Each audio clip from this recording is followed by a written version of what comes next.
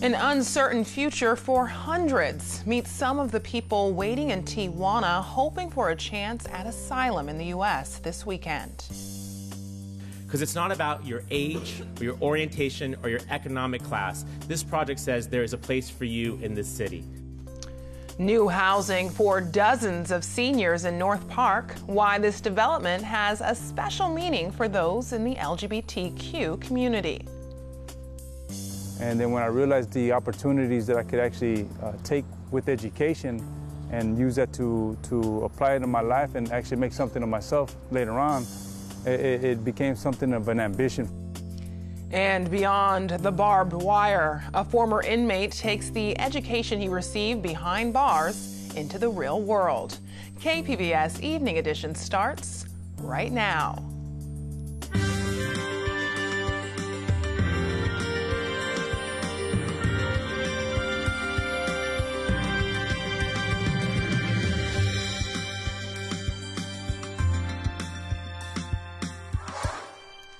Good evening, and thanks for joining us. I'm Ebony Monet. About 400 asylum seekers from Central America are in Tijuana. Sunday, they plan to ask for asylum at the San Ysidro port of entry. This as the Department of Homeland Security threatens prosecution for anyone making false immigration claims. KPBS Fronteras reporter Jean Guerrero is at the border with more. I'm here at the border in front of the San Ysidro port of entry where the caravan plans to cross the border on Sunday.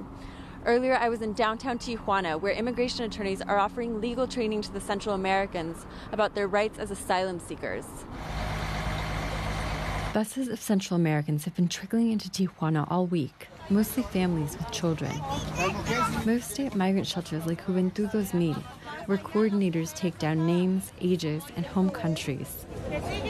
After weeks of traveling through Mexico, many are hungry. This young boy was given a plate to eat. Reina Isabel Rodriguez came with her 7-year-old grandson, whom she says she adopted after a gang in El Salvador kidnapped his mother. If we arrived here, it's because God permitted it. He gave me courage, strength to disappear from my country. As they wait to present themselves at the San Ysidro port of entry on Sunday, most of the asylum seekers pass time at the shelters. Mario Llerena is a 26-year-old member of the caravan who says he's fleeing violence. He declined to say what part of Central America he's from for fear of gang retaliation. He says he heard President Trump has accused the caravan of planning to enter the U.S. illegally. A thief doesn't announce he's coming. We've announced we're coming. Trump knows. Or has he not been notified? Llerena says he's not interested in crossing illegally. The caravans are organized by human rights groups that want to raise awareness about the plight of asylum seekers. The Department of Homeland Security says people who are fleeing violence should seek asylum in the first safe country they enter. But many of these Central Americans said they don't feel safe in Mexico because the gangs they're fleeing might follow them there. From the border, Jean Guerrero, KPBS News. San Diego now has its first affordable housing community designed to support LGBTQ seniors. KPBS reporter Matt Hoffman takes us to today's ribbon cutting. 1, 2, 3. The new North Park senior apartments have 75 units. Rents range from $740 a month for a studio to $1,150 for a 2-bedroom apartment. This is good here. Okay, I've always felt safe in North Park. I feel safe here. Paul Stewart moved here from another complex in North Park. He says rising rents and his disability made it tough to get by. When I lost my leg, it was devastating. And when I came home,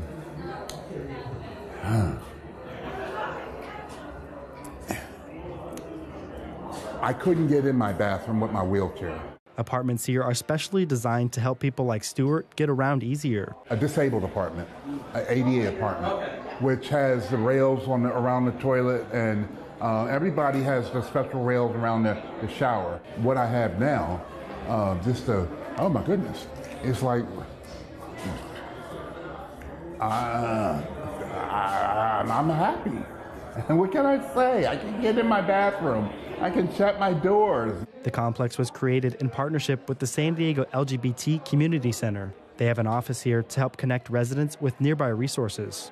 They're always represented by the center as well as our apartment complex to make sure that both sides of whatever's happening or needs to be addressed is heard. Most people living here moved in this past January. Friday, there was an opening celebration with the San Diego community. People living here say they plan to stay for a long time. Oh yeah, this is my home. Not unless they kick me out. I'm not going to do anything to do that. Matt Hoffman, KPBS News.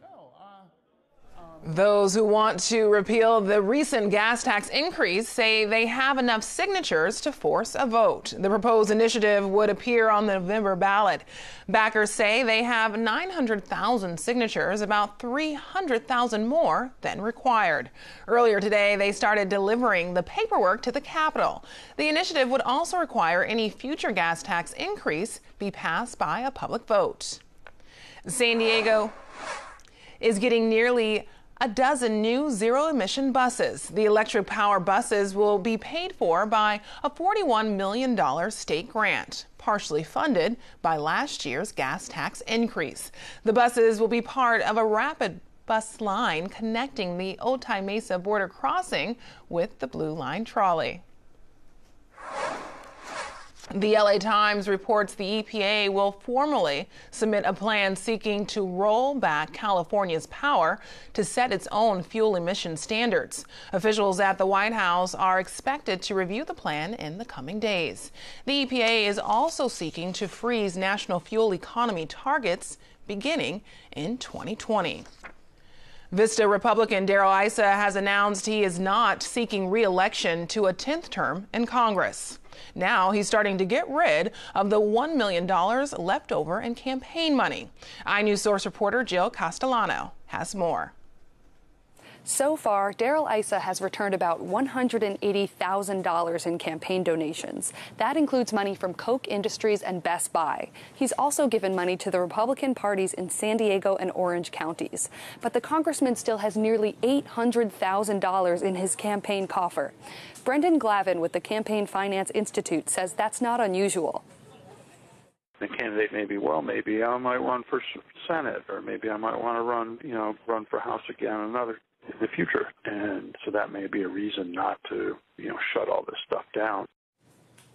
Issa and his staff did not respond to requests about his future plans. For KPBS, I'm iNews Source reporter Jill Castellano.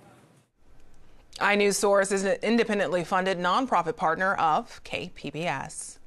KPBS is interviewing the candidates running in the 49th District. Tonight, Steve Walsh talks with Mike Levin. The environmental attorney from Orange County has raised the most in individual donations among all the Democratic candidates. Mike Levin, welcome to the show. Thank you so much for having me. So there are several Democrats in this race. How do you differentiate yourself? Well, I've been involved in clean energy advocacy as an environmental attorney for over a decade, actually working across the aisle to get things done both at the state and federal level to reduce our greenhouse gas emissions, improve our energy efficiency of buildings, deploy more electric vehicles, and I'm the only one with that kind of experience in this race. So if Democrats take over the House, there's some talk we'll see more investigations. Do you feel that President Trump should be impeached? Well, what I feel is we've got to get to the bottom of what's been happening. I have watched this administration. Unfortunately, I believe there's an unprecedented level of corruption. And Adam Schiff was the first member of Congress to endorse me. Wouldn't it be nice to have Adam Schiff as head of the House Intelligence Committee with subpoena power to be able to get to the bottom of what is going on? What I see from Trump and the Republicans is a lot of blame shifting, and from Devin Nunes in particular, really an unwillingness to get to the truth. And I think that's all the American people want, regardless of party. We want to know the truth. We want to know what happened, how it happened, and prevent a future attack from Russia or from another bad actor on the future of our electoral system. And we want to prevent obstruction and collusion in all its forms. San Diego County just joined the Trump administration's lawsuit against California's sanctuary city law. Where do you stand on that? Well, I think, first of all, I would hope people would actually read the law in question and realize that it excludes violent felons. No one wants violent felons in our society. We want to keep our communities safe. no question about it. But what I see are folks on the other side using this for political gain, misrepresenting the facts and the truth, and trying to gin up division in our communities in a way that I don't feel represents the America that I know, one in which we know that immigration strengthens us, one in which we know that we are stronger on the basis of culture and of inclusion than we are when we try to exclude people, whether it's for their country of origin, their race, their religion, their gender identity. I know what made America great in the first place is when we respect and appreciate one another. And that's how I want my kids to grow up. That's how I was taught by my grandparents who were immigrants. Let's get a little bit into your background here. You were recently the Director of Government Affairs for Fuel Cell Energy, which partnered with Exxon on carbon capture technology. It's often called clean coal. Do you believe clean coal is real at this point? Is this viable technology? Is this environmentally sound technology? Let me explain what we did at Fuel Cell Energy. So I've been involved in renewables for the last 12 years, trying to, again, advance solar and wind and waste energy technologies. And what I did at Fuel Cell Energy as an employee was no different. In fact, I helped work on the largest renewable fuel cell project in the United States, which just so happens to be in the 49th District at UC San Diego, where we take renewable waste gas, methane gas, from a wastewater facility at Point Loma, and we convert it into clean electricity and heat for use on the campus. Now, what the project that you're talking about, right, that is to clean up emissions from a fossil fuel plant, and we won a grant from the United States Department of Energy under the Obama administration, I might add, with DOE Secretary Ernie Moniz, who actually knows a thing or two about sustainability, and I'm proud of that work. Now, it's not a good solution for everywhere, but what we have to remember is there are legacy fossil fuel plants that we have to phase out, and we have to clean up the pollution from those plants. What partnership with Exxon is over carbon capture technology. The president often talks about clean coal. Is clean coal really viable? And no. Is this technology viable? I don't think so. So when I look at the growth of the solar industry and other renewables, they far exceed the growth of any proposed growth of the coal industry. In California alone, we have over 80,000 solar jobs. They are growing at a rate 17 times greater than the economy as a whole. In the entire United States, there are only about 70,000 coal jobs. I want to see a transition to a 100% renewable energy future. So last question. You came up just short of getting the state party's endorsement for the 49th District. Are Democrats unified coming into the primary? Well, I believe that Democrats are uniting around our campaign. I was incredibly honored to get over half of those votes at our convention here in San Diego, twice as many as any of the other candidates, more than all the others put together. I'm also honored by the incredible support that we've received. Over 25 local officials, 8 members of Congress, as I mentioned, Adam Schiff, and wonderful organizations like the National Organization for Women, the California League of Conservation Voters, with whom I've worked for many years on clean energy and sustainable energy policy, and so many other progressive organizations, the Congressional Progressive Caucus, the Congressional Hispanic Caucus. We are just getting started, and we have raised $1.6 million from over 16,000 contributors all across this country, which is more than any other candidate, Republican or Democrat, challenging for Congress up and down the state of California. Right. No one's going to buy this seat. I'm going to win because we're going to give it back to the people, represent the grassroots,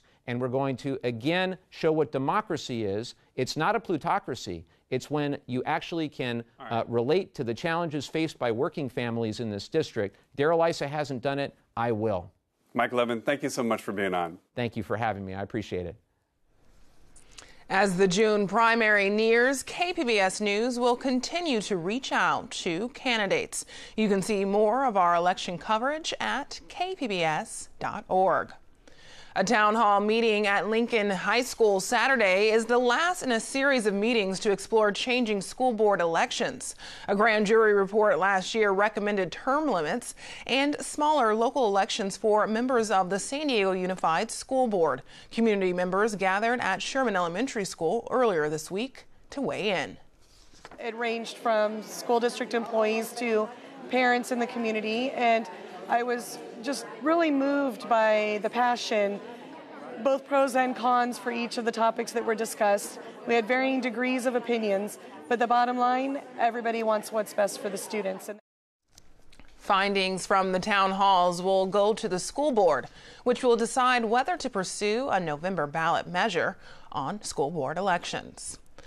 A Southwestern college program is giving prison inmates a chance to earn their associate's degrees behind bars. The objective is to help those inmates stay out of prison once they're released. KPBS education reporter Megan Burks takes us to Los Angeles, where a former student inmate is putting it to the test. Last year, 43-year-old John Schimmel was serving time at Donovan State Prison in Otay Mesa for voluntary manslaughter and attempted murder. A dispute earlier in life had gone awry and guns were drawn. So how you doing? All right. Everything's good? Yes, sir. Today, he's meeting with a counselor at LA City College, his backpack slung over a crisp dress shirt. The only hint of his past is an eye injury hidden behind dark glasses. Just have some questions on some of the classes. Okay. See what else I need to transfer over to university. So Schimmel is hoping to transfer to Cal State Long Beach next fall to earn a bachelor's degree in sociology and eventually a master's that would let him do the kind of work his counselor does. Mario Escalante coordinates a program for former inmates enrolled at the school called Break It to Make It. And pretty much for that major as well, if you take a look at this, you're pretty much complete as well. You just might be missing one more class, which is sociology 2. All right. And 3 classes in total. And you pretty much are able to apply to transfer to the 4-year institution. Schimmel's transcript is awash in check marks for completed credits. While behind bars, he started taking correspondence courses on his own. At first, when I decided to go to college, it was something for me to try to occupy my time in prison. You know, when you're dealing with all the things that goes on, you know, it was something positive for me to take up. And at the same time, it was something to see if I could actually do it. Schimmel barely passed the first course, but he eventually earned 4 associate's degrees this way. After a while, it just became a habit. And then when I realized the opportunities that I could actually take with education and use that to apply it in my life and actually make something of myself later on, it became something of an ambition. That ambition is hard to miss, but Schimmel says it alone wouldn't have been enough to sustain him outside of prison. Toward the end of his time at Donovan, he began taking classes alongside other inmates with in-person professors. Southwestern College started offering the rare face-to-face classes in 2016 under a pilot program that extended some financial aid to prisoners called Second Chance Pell Grant. Schimmel says that's when he learned to ask for help. A lot of times, you know, being incarcerated for so long, we don't like asking for help. You know, we try to, you know, we become real machoistic where we're like, I don't like, I'll figure it out on my own. So I think developing that habit as far as going to school and you're asking professors for some kind of guidance or some kind of help, I think it becomes a natural thing where you don't feel embarrassed or feel prideful to ask for help when you need help. Now, Schimmel's days are structured around asking for help. From City College, he drives downtown along streets that have changed a bit since he was convicted 18 years ago. In 1,000 feet, turn left onto West 6th Street. Schimmel arrives at a nonprofit called Chrysalis for his regular check-in with job counselor Marlene Munoz. And you said you're driving right now to jobs, right? Right. Yeah? Okay. Okay, so have you heard of the direct hire job board? Munoz has already set him up with a transitional job doing roadside work for the city. At their check-ins, she supplies Schimmel with other job leads and really anything he needs, like dress shoes for interviews. They also apply for jobs online, and that reveals just how important and difficult it can be for the formerly incarcerated to ask for help. So we're going to send an email. It's okay. So compose, right there at the top.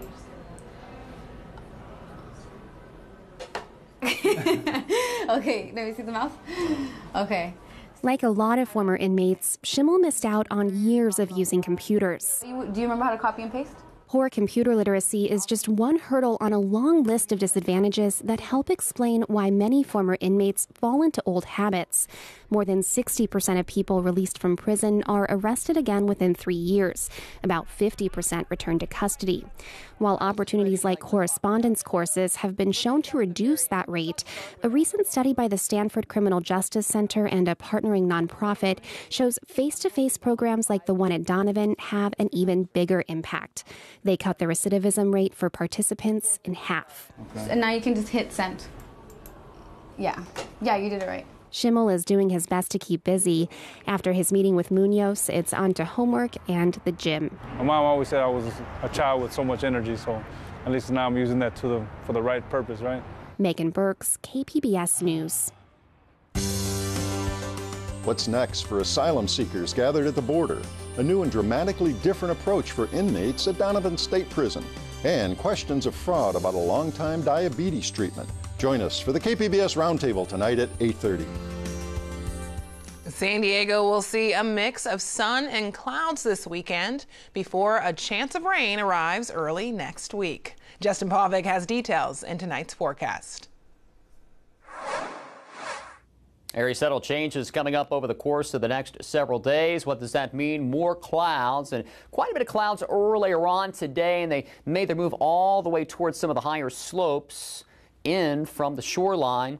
Near normal temperatures for the most part, but not really straying too far from the norm. But could we see a pattern change, in fact, as we venture into next week? More on that coming up. Notice for now it's very quiet. Again, the clouds eroding here, but it's took some time. Oceanside towards San Diego, toward Chula Vista, looking at more low cloudiness as we work our way toward the late evening, persisting into the overnight. What's going on here? All right, well, we have an area of low pressure kind of sitting and spinning, and even though it's not close to us, we're still feeling the fringe effects here. It's got just enough of a force with it that we are talking about that onshore flow. And eventually, as we start to see, again, some weak areas of low pressure kind of evolve out of this larger storm system, we'll be talking about some gustier winds coming into the deserts and also the mountainous terrain. Increasing clouds again for tonight, down to 57. And we're dropping into the mid-50s toward Oceanside, Borrego Springs 61, Mount Laguna 43. And notice toward San Diego, we fall off to 57. Here comes the front, there comes the chill, along with some gustier winds starting to kick up. And even into San Diego, we could see the winds here out of the west at 10 to 20 miles per hour, perhaps some higher gusts. We could see some wind advisories eventually issued for the higher terrain. Borrego Springs still mild at 94. Tomorrow, Mount Laguna mild at 62. But you'll notice how these numbers come down over time. And again, it's off to a cloudy start. Clouds eventually eroding here as we go into the afternoon hours. And notice down the line here for the coast, we're going to be talking about enough energy here as this big dip in the jet stream evolves that we could bring out a few showers by Tuesday, and the same for inland locations. We start to turn the corner on Wednesday, and that's the point where temperatures could start to warm back up. Gusty winds over the mountainous terrain this weekend, and chilly as we talk about early to mid next week. The desert's cooling off as well and quite windy. For KPBS News, I'm meteorologist Justin Pavic. Back over to you, Ebony. It's a big weekend for local artists. KPBS Arts Calendar editor Nina Guerin has details on two major events happening in San Diego. There are lots of art walk events in San Diego, but the largest and most popular is the one that happens every April in Little Italy. Mission Federal Art Walk transforms nearly 20 blocks into a giant art gallery filled with photography, sculpture, handmade jewelry, and more. The two-day festival is also known for its live music and dance performances. New this year will be spoken word artists, interactive exhibits, and an avant-garde pop-up tent.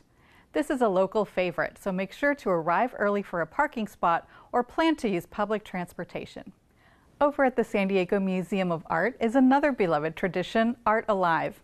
Here, floral artists reinterpret works from the museum's permanent collection into creative arrangements.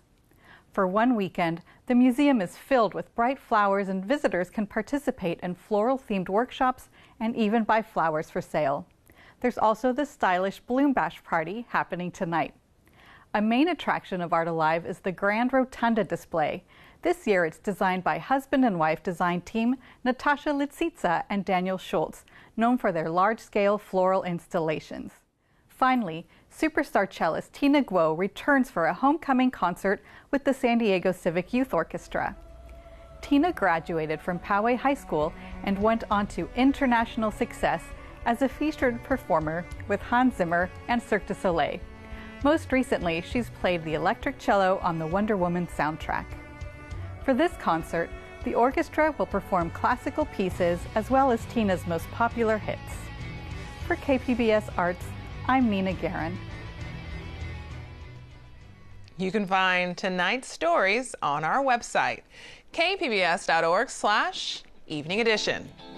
And finally, we leave you with music from The Routine. The San Diego Band is performing tonight in Encinitas. Thanks for joining us. Have a great weekend.